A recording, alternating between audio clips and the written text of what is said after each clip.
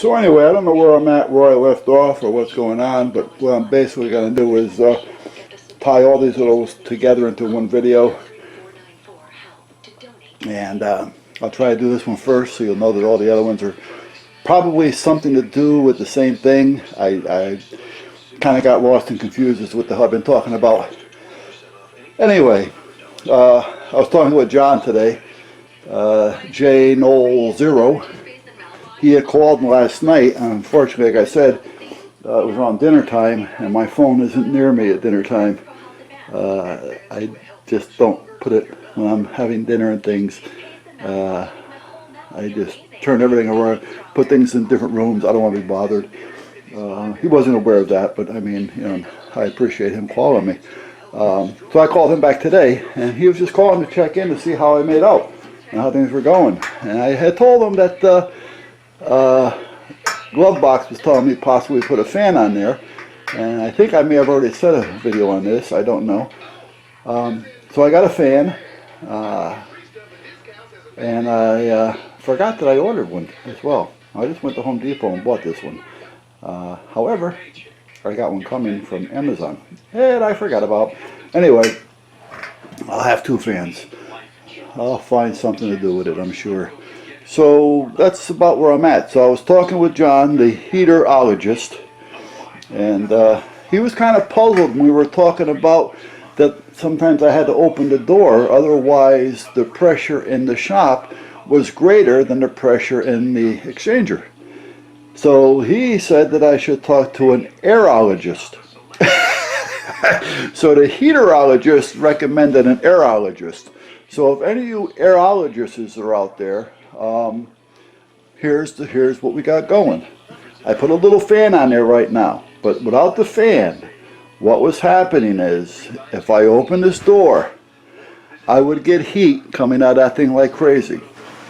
If I closed the door, I would get like 2 or 3 seconds of heat, and if I held a tissue in front of it, it would then return and suck the tissue in. And it would maintain it there for at least a minute, and then it would reverse, and I get another 2 or 3 seconds of heat, blows the tissue out, and then right after that it sucks the tissue back in, and it'll stay there again for a minute or better. So that's what's happening. Now, here's how I keep the shop. First of all, this is insulated, but I'm sure it's not airtight. And even if it was, this isn't. Now during the winter, this is not insulated, by the way. Now, there's a dog door back there. See it back there? Okay. Now, that's not airtight either, by no means. And then there's another one under here that you're probably not seeing because it's getting dark. Oh, yeah, you can see it. Okay, it was just me looking at the camera wrong. Okay, so anyway, there's another dog door there. So, by no means is this place airtight. This tarp, in the wintertime I hang it here.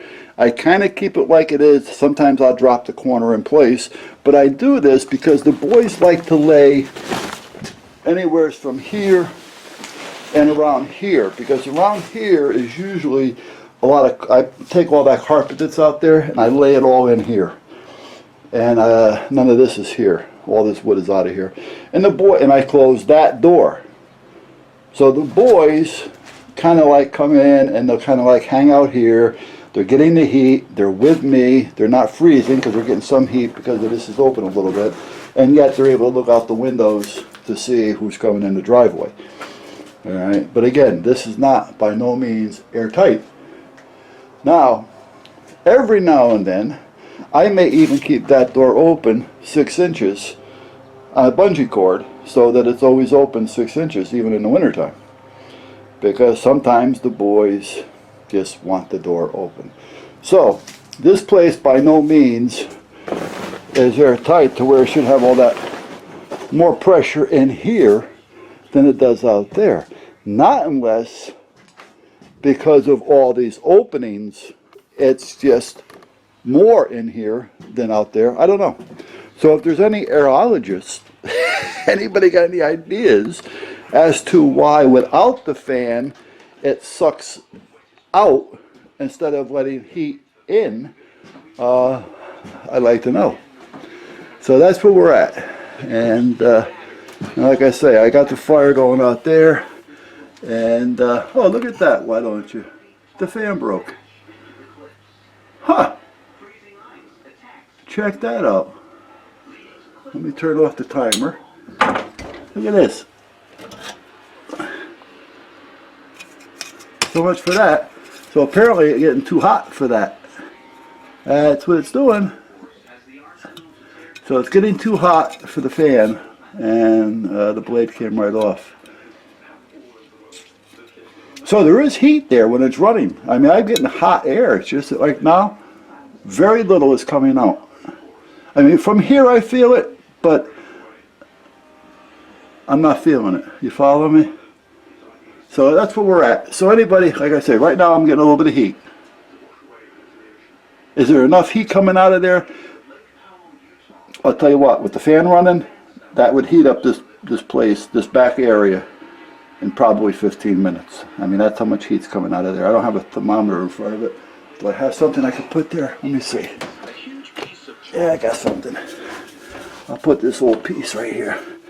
And I'll just keep it there for a minute while I'm talking to you, and let's see what happens.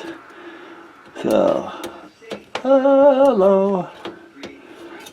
Other than that, like I said, there is a little heat coming out. Is it making any great distances or moving? No. It's not coming out with any heavy force, but it is drifting out.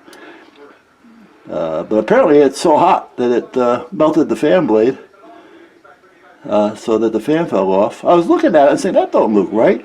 So I came down here to look at it, and there's the fan. Okay, now this is getting up here. This is up to 90. Oh, shit. Let me see. Where are we? We hit 100. Just by me holding it here, we hit 100. So right there, we're got 100 degrees or better coming out. I guarantee it's going to climb higher. Oh, yeah, it's going up there. It will pop this. All right. So we got over, I could probably guesstimate close to 200 degrees because it went up to 110 in a heartbeat. But my thermostat, the one I have here, this little mercury bubble when it goes up to 120. So there's heat coming out of that. Now, what's the directions say? Directions say blah blah blah blah blah blah blah between 40 and 140 degrees. Don't use it anything above 140 degrees. Well, apparently it must have went above 140 degrees. That's why I have this here.